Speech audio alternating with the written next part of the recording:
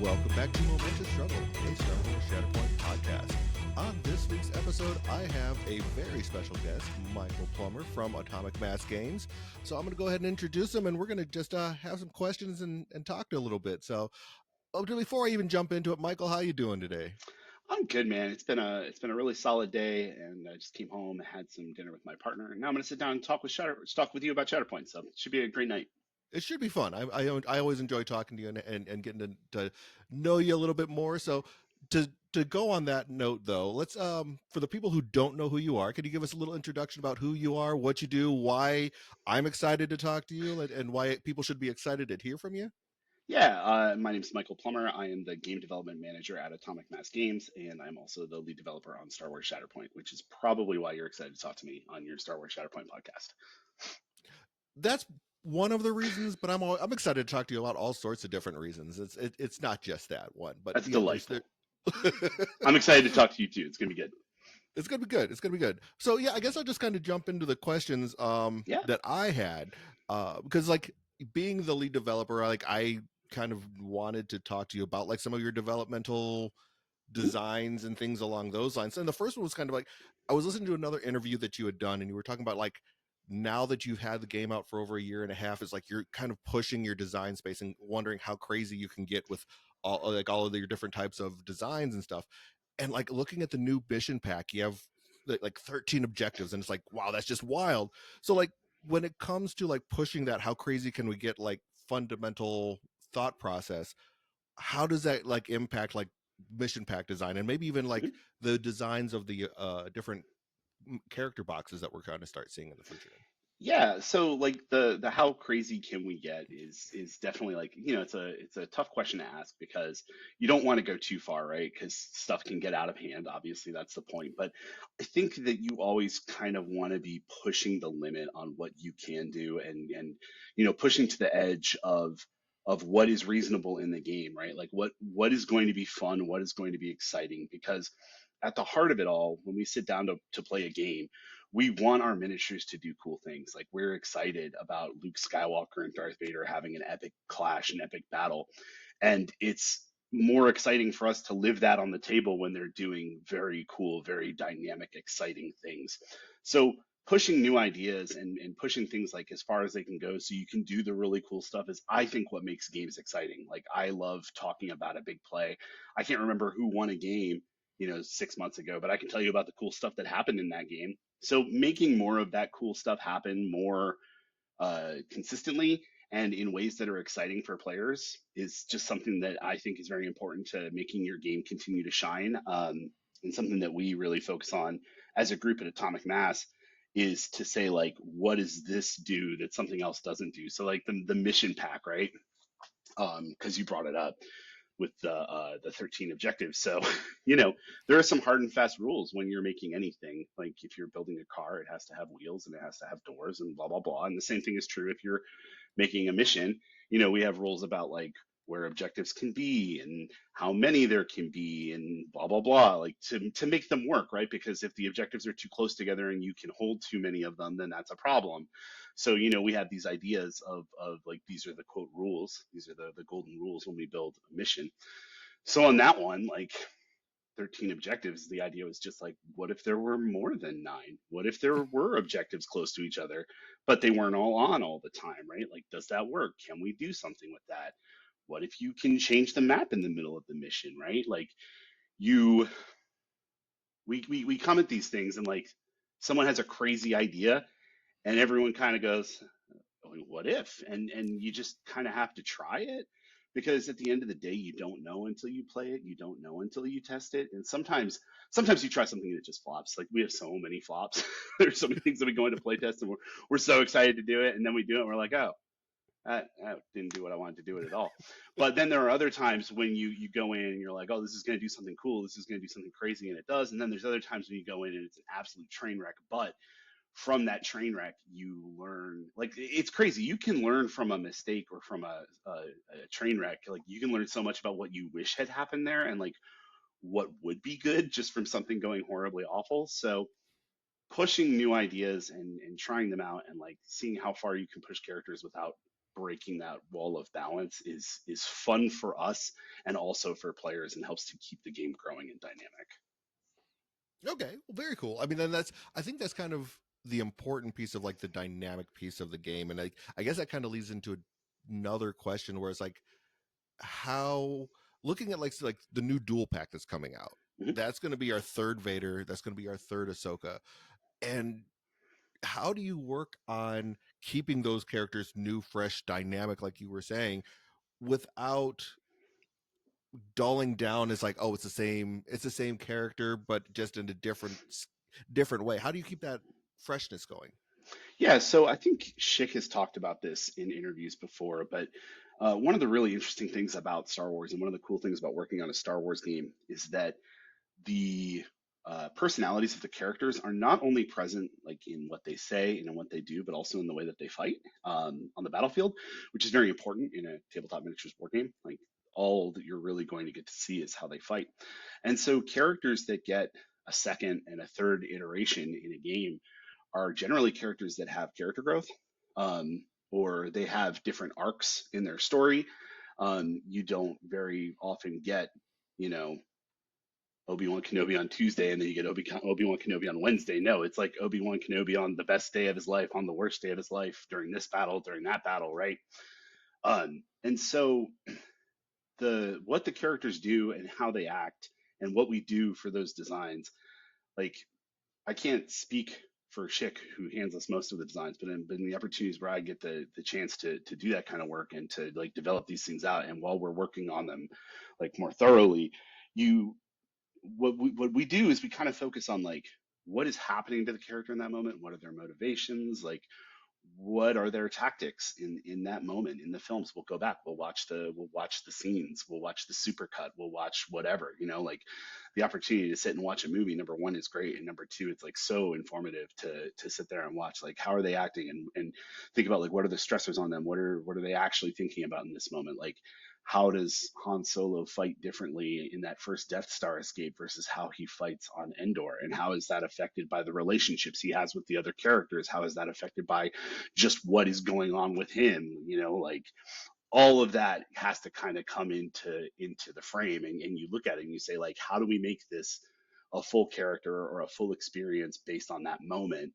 We talk a lot about the snapshots of characters, especially in Shatterpoint, like their their motivations and the tactics they're using and the things that they do can make a character have a different play style, and then but yet the character can still be there. And we're really helped out a lot by the fact that the names of the abilities and things are pulled from quotes from the movies and the shows. I think that that does a lot of work for us. It helps us to really like kind of push themes with the characters, and helps us keep true to it being, Han Solo, or true to being Kanan Jarrus, or whoever we're doing, because those lines and things are so iconic, and people that love Star Wars know them and they recognize them. And like I think that does a lot of the work for us, luckily, of making sure this feels like the character. And then beyond that, it's the like there's the game mechanic question of like, do we want to make a character that does control stuff? Do we want to make a character that does violence? Like what is going to be fun? What is going to be interesting here? And like you're talking about second and third versions of characters.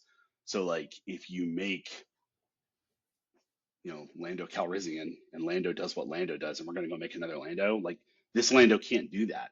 No matter how Lando that first Lando was, if you're going to make a second Lando, it needs to do something different. It needs to play differently. And there can be, and probably should be, like through lines, right, between different versions of the character, because they are the same person. Just like Mhm. me in my 20s is still Plum, but at 43, I'm a different person. But like there's still threads that connect the two.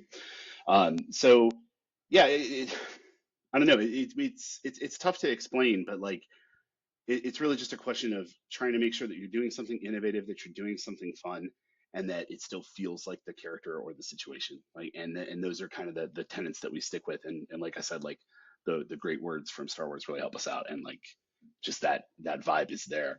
But it's a lot about making sure that you're giving players options and doing something different so that it doesn't start to feel stale. That makes a lot of sense. I mean, so that kind of like a kind of a follow up question. Seeing how you want to stick with like the lore piece of it, and you're really kind of like trying to get that snapshot in time. Do you have people on staff that just kind of dig into the movies more than others, and like that's kind of like their side gig or something like that within the It, company? I think it's like really just all of us devs, You just nerd especially out when on we're it? working on things like we get the opportunity to geek out on it because it is directly related to the work we're doing, right? Like Mhm. when we're playing a game and there's a character and we're like, like today I played Ahsoka Tano. Did it feel like I was watching a Clone Wars episode? Like, and you kind of think back and you're like, well, let me watch a few clips from some episodes, and you watch it and you're like, oh, they jump around a lot. We should make sure we put some jumps on this character. And like, oh, they really like to protect their friends. They should do things to protect their friends. Okay, yeah, well, that happened in my game. So yeah, this feels right. This feels like the right vibe check. Cool. Okay, great. Well, maybe we can pull that line and use it for one of these abilities, right? Like I'm lucky to say that like all of us on the dev team get to do that little side piece of like kind of digging into it when it's time to do that piece of our work, which is the piece that we're all so excited to sink our teeth into and have fun doing. It must be horrible that you just have to watch Star Wars all day long as part of your job.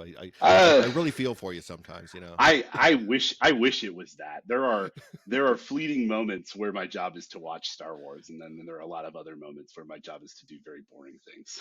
Well, makes sense. Well, we're gonna still try and glamorize you a little bit, at least. I Oh, guess, but, fair. but I Keep the appreciate dream that. alive. Keep exactly. So when you're approaching your game design, though, like I know that you had said was something like game designers really say on a pretty consistent basis is you're wanting to create questions that players have to answer when Mhm. you're picking up a model. How do you balance that? Um, like making those questions challenging, but not too simple to where they're easy to answer questions. How does that balance work for you?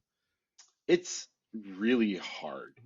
And sometimes we get it wrong, right? Like there inevitably, like you're gonna over adjust something at some point.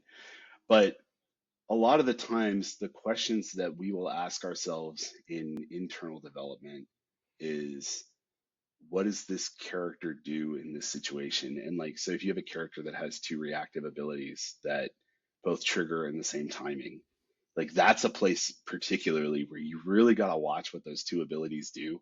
They either need to do something drastically different to the point where it's like, okay, well, in this niche situation, I use this one, and in this niche situation, I use this one. Um, or maybe not even niche situation, but like these common situations, whatever. But you can't, or you should, I think you should avoid doing things that are too similar because, as we all know, inevitably in games, there's a thing that's the best and there's a thing that's the worst. And a lot of times math tells us those things. And if the best is just like head and shoulders above, like in 90% of use cases, that's that's not always the best. And then at that point, you're asking very easy questions. So I think it's less about making sure that the questions are easy and more about making sure that the answers aren't too easy. Um, a lot of the times, like when we're having talks about development, a lot of the phrases we'll hear a lot are like everything needs to have a cost. Uh, that's a big one. I say that one a lot. Everything's got to cost something. What's the trade-off? If everything is just like push button, receive bacon, you're always going to push the button. So there's got to be a reason to not push the button sometimes or to push the other button. So yeah, focusing on making sure that you have interesting effects that provide benefits that are different and exciting in multiple situations. I love characters that can do multiple things. Like some people really love super specialists. I love generalists. I Mhm. like having answers on the fly. Like if some like I like someone that can fight in close combat, but can also shoot and can do something defensive, but maybe isn't the best at all of them. That's very much my jam, and that's it's not for everyone, but sometimes you get to make those gems where you're like, okay, I get to try and put all the answers on this one, and then you have other characters where it's like, well, their only answer is to punch, their only answer is to run away, their only answer is to have their friends help them, but how do we have them do it, and in what ways, and how do they do that? So yeah, I think it's about creating interesting answers and trying to create situations that players can create for themselves to succeed. That makes sense. I mean, you don't want to you want to allow the players to grow into it and like kind of innovate Hmm. themselves. And that's I think probably the biggest part is creating those questions that allow for that innovation and player growth and things along those lines. Which kind of leads me to I guess another question is like players are constantly trying to innovate and they're trying to create new lists and like be better than like what with every new release that comes out. Mhm. Are there times that like you like the innovation of like player bases that you see from the outside looking in are not picking up on something as quickly as you thought, and this basically kind of impacts how you start use like how you reactively create and develop characters? I think it's less about players not finding things as quickly as we would hope, and more about them finding things that we didn't expect, or just enjoying things that weren't we didn't anticipate, right?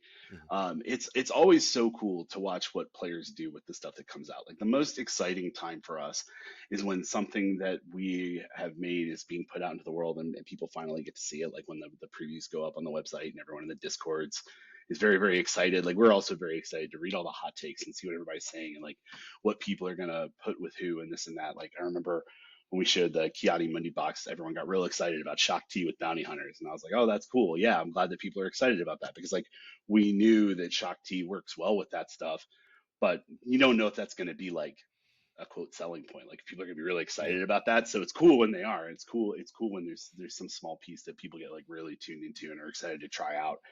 Um, and it's fun for us to watch people use the different pieces in different ways and do cool and interesting things with it. And we've talked about this before in other interviews, but like we unfortunately can't really adapt what we're working on as quickly as you might hope or we might hope to like the innovations that are happening in the game because we have to work on such far timelines ahead that we're not able to, say, oh, there's, you know, this faction, this group doesn't have enough control stuff. We need to make a control thing. Like if we decide that tomorrow, it's coming out in 2 years maybe.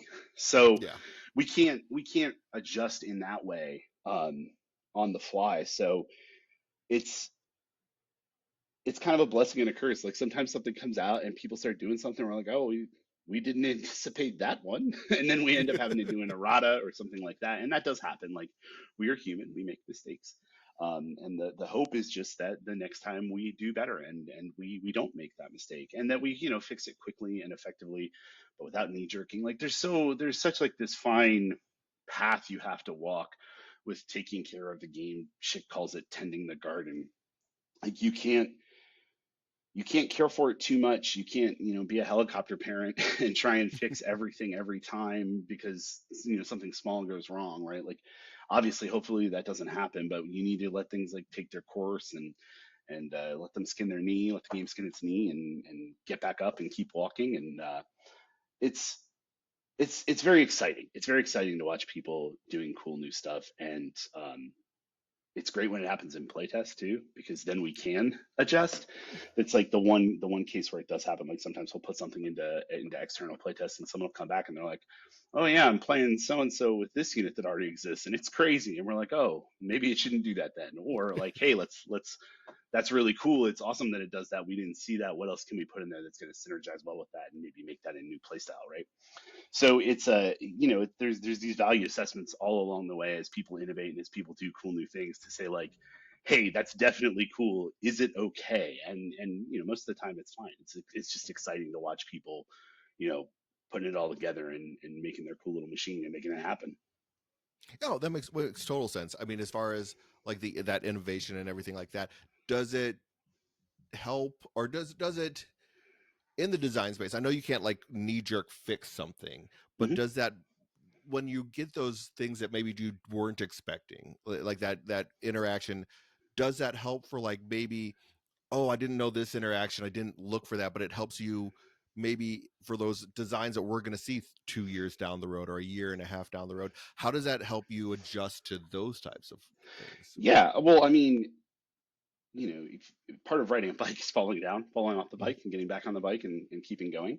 And the same thing happens in game development. Like a lot of the times we'll fall into some pitfall. We'll do something and it doesn't work, or some unintended mechanic happens, some interaction that we're not expecting. And like we all have lists of like never do this again.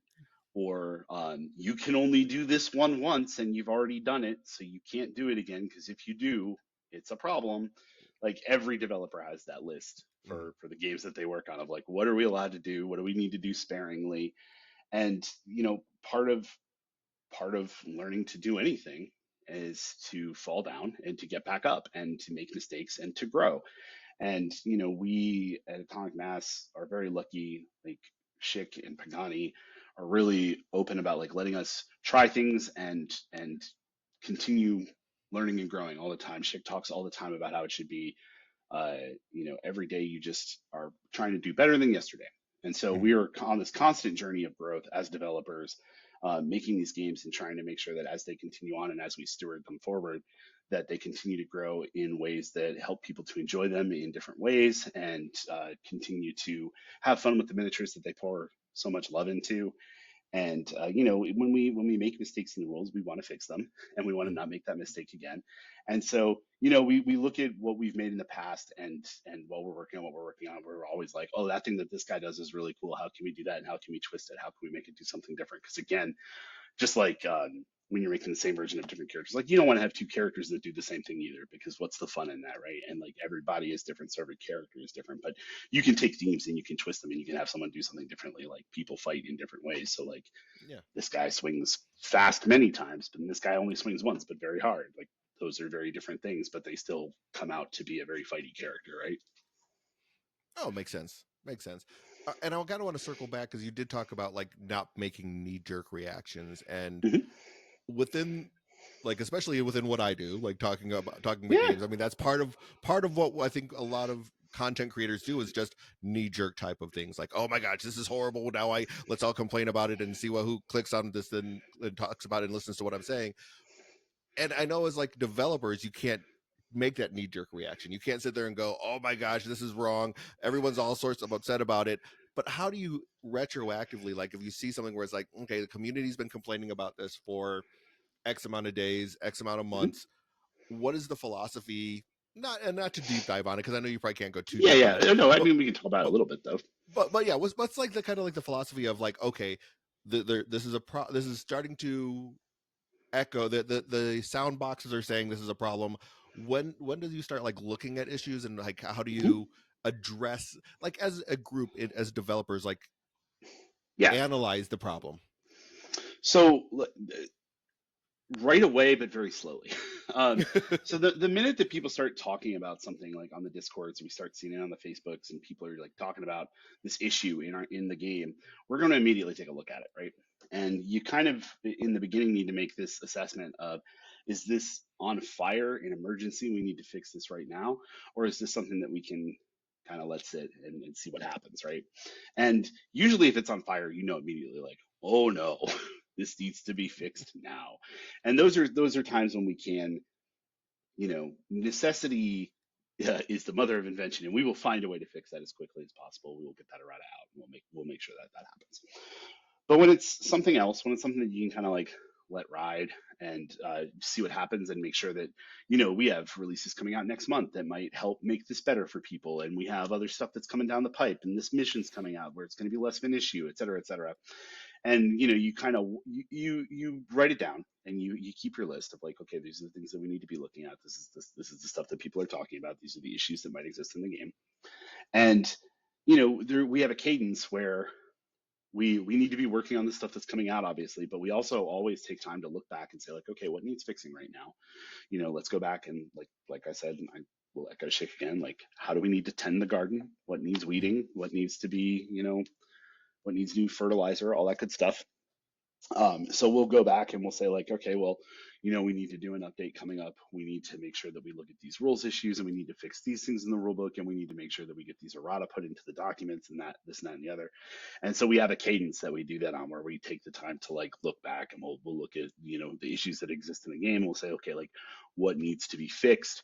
Where are things, I don't want to say falling apart, because I don't think anything's falling apart, but like, where the cracks starting to show in the paint, right? Like when we do character updates or things like that. Mhm. So it's tough, because like we know a lot of the times we'll know early on, like, okay, we want to adjust this when we can. But the truth is that like we need to do it on that cadence, because we need to keep everything else going on schedule as well. Like if we stopped everything every time that there was any issue to go back and fix stuff, there would never be new stuff.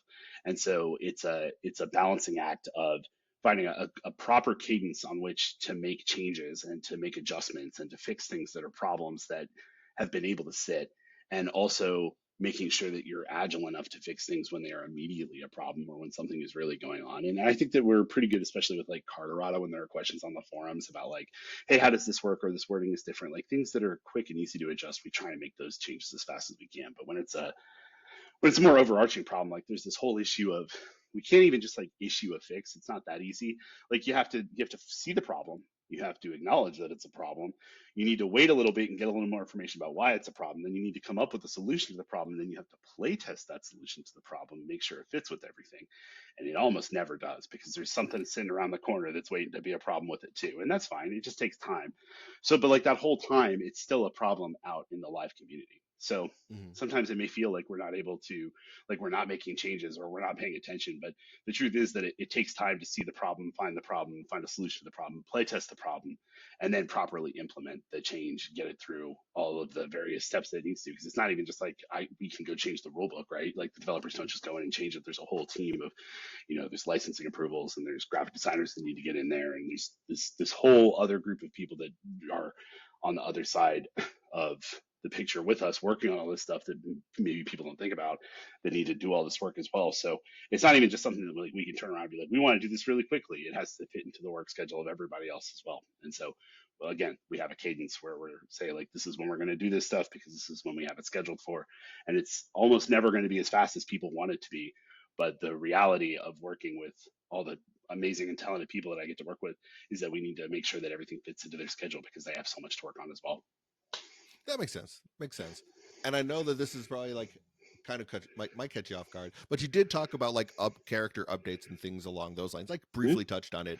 I mean, and I know that we saw that in like other game systems that like with MCP and things along those lines. So does that mean that that's something that like does like rotate through as far as that cadence of like looking at like Yeah, yeah, that's okay. always something that we look at, like with the updates to like Bo-Katan and the Clan Fry's Mandalorians. Like we knew that we Mm-hmm. wanted to do that. We knew that we wanted to do that around the time that the armor was coming out, because that was going to allow people to play their full Mandalorian teams. And so we fit that into our cadence. Like, okay, well, we got some character updates coming. We'll go ahead and we'll get those together, and we'll make sure that those come out with this.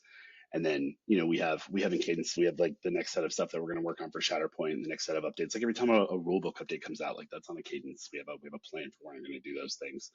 And so, yep, that's Oh, like if you're asking if there will be character updates, yes, they're coming. We know that that needs to happen. Like we've always said, like we waited a couple years before we did it in MCP, so yeah. we've been working on that stuff, and it's coming. Okay, so just so we know, 501st is getting an update. Thank you very much for that. No, I know I'm not putting words in your mouth, but yeah, no, I think people will be excited to see some of like those updates. I mean, I know when they come around in the MCP world, people get so excited about that, and like something it adds a freshness to the game, and I think that's like an easy way to freshen up the game. Sometimes when things like older characters might be getting a little bit stale. I mean, is that kind of like where you go with that? Is to like if you feels like okay, maybe these aren't getting the use that we wanted out of them, the community's just not utilizing these characters as best as we would want them to.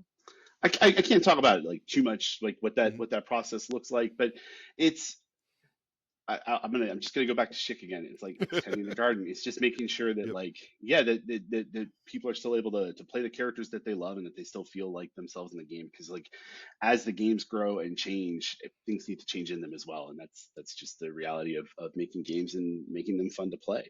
Like as we get better and more experienced at making stuff, like things are going to be different and things are going to shift, and going back and making sure that everything else still has a life inside of the ecosystem and is still thriving is just part of making sure that the flowers that we planted last year are still growing along with the bushes that we put in last week.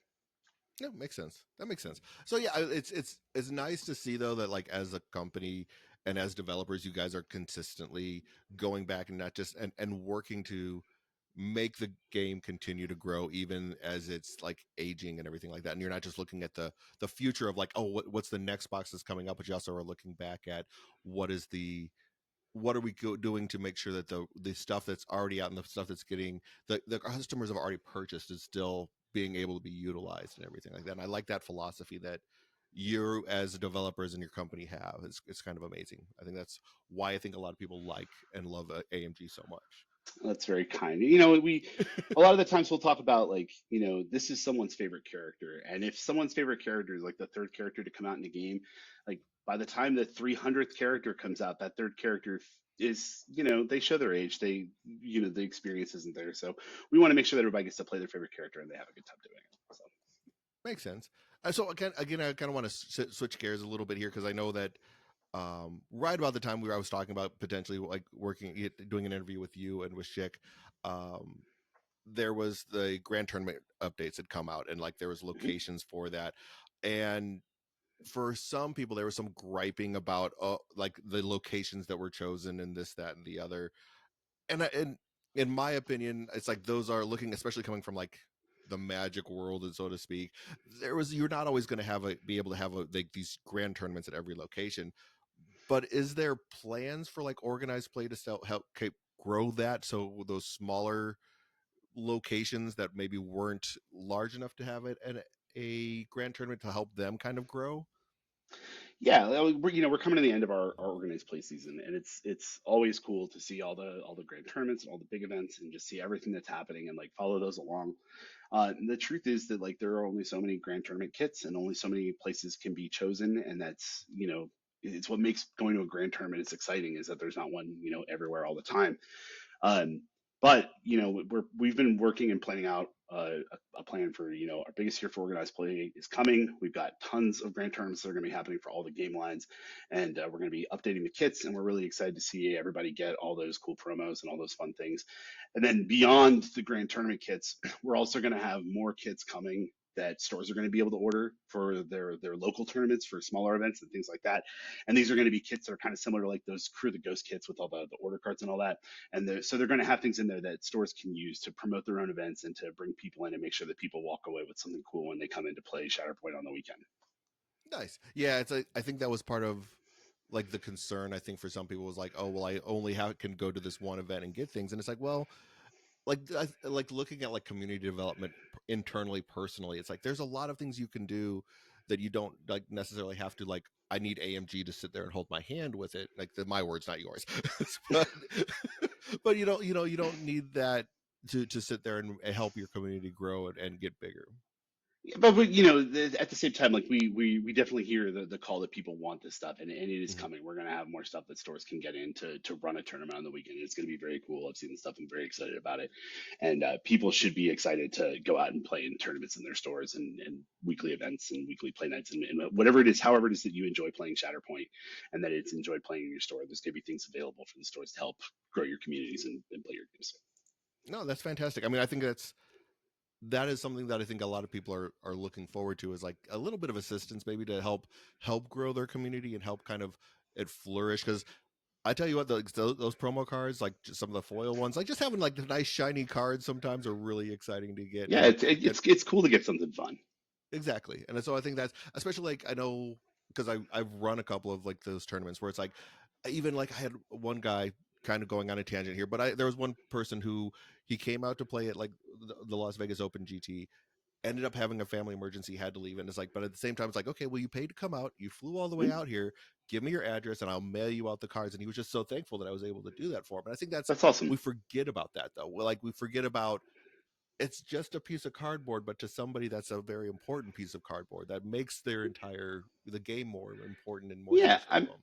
I mean, I think all of us who play these games put a lot of time and effort into so many aspects of it, right? Like, we spend all this time painting our miniatures, we travel to play these games. I don't know about you, but most of my friends are people at this point that I have met playing games at some point. Hmm. There's the odd person out who I don't play games with, but for the most part, like the core of my friend group has been born from playing these games. And so, yeah, like it's just a piece of cardboard, but it's a piece of cardboard that I want. It's cool to have the shiny, right? Like there's nothing wrong with Exactly. that. So yeah, we're excited to have more opportunities for people to get that cool stuff and enjoy the games with fun peripherals. Well, that's exciting. I think I'm glad that the growth is coming for that, and that we're actually able to experience that and everything along those lines. So, I mean that's as far as the questions I had. That's really kind of like the main meat and potatoes of what I kind of wanted to discuss with you. I don't Great. know. I mean, what are you wanting to give us any spoilers, or is there any cool stuff that you can tell us that like I'm gonna sit there and put you on the spot for? Hmm. I don't have anything I can tell you right now, just I because we're kind of getting so close to Adepticon. So right. all the cool stuff is going to be coming up soon, and I don't want to get in trouble for sharing something that we were planning to show then. So I unfortunately don't have anything for you this time. I tried. I had to try anyway, but no, I it's like I I'm can't looking fault forward. you. Oh, exactly. But I'm looking forward to Adepticon and like all of the cool stuff because I think isn't and there's another convention that's going to be coming out as well. I think that you guys are like right before Adepticon. I think last year you did like some other early spoilers there too. It's entirely possible. I don't know that exact I know schedule for you what's don't. going on. Why did I bring you on? Jeez, oh man, Plummer. But no, I appreciate you coming on, man. It was really cool to talk to you and like catch up with you for a little bit and taking Yeah. time out of your evening. I know this is like late after you got off work and you're coming home and eating dinner with the partner and everything. So I appreciate you taking some time out of your evening to talk to me and hang out and have a good time. So I Oh, appreciate it's you very much. my pleasure. This was a lot of fun. I always love chatting with you. All right. Well, thank you very much. You have a great evening and I'm going to just sign off right here and I'll do my close a little bit later. Cool, man. Sounds Cool. good. Thanks for chatting, and Yeah. it was great catching up. And thanks for coming on. I appreciate you. And I just want to take a couple minutes to sit there and thank Michael Plummer and Atomic Mass Games for joining me for this interview. It was really a privilege to have the opportunity to talk to him and enjoy having the conversation with him. So once again, thank you very much to Atomic Mass Games and Michael Plummer for joining me tonight. But to close out the episode, as always, I do want to thank each and every one of you for listening and watching us on YouTube. I do appreciate each and every one of you for all of your continued support. If you want to continue to support the podcast, by all means, the best way to do so is to become a patron. Our Patreon will be in the description below. We do want to thank all of our patrons at this time for each and every one of you for all the support you continue to give us. Without you, we wouldn't be able to do what we're doing. You definitely are the heart and soul of Momentous Struggle. We appreciate you. If you do not want to become a patron, totally understand. It's not something that everyone is willing to do or has the means to do, but we do appreciate you listening as well. The other way that you can support us is by rating and reviewing the podcast on whatever podcast platform you're listening to us on. Or you can go ahead and rate, review or give us a thumbs up, a like, a comment, whatever you want to do on YouTube if you're watching us there as well. Other than that, as always, thank you very much for tuning in and watching us. And as always, may the force be with you.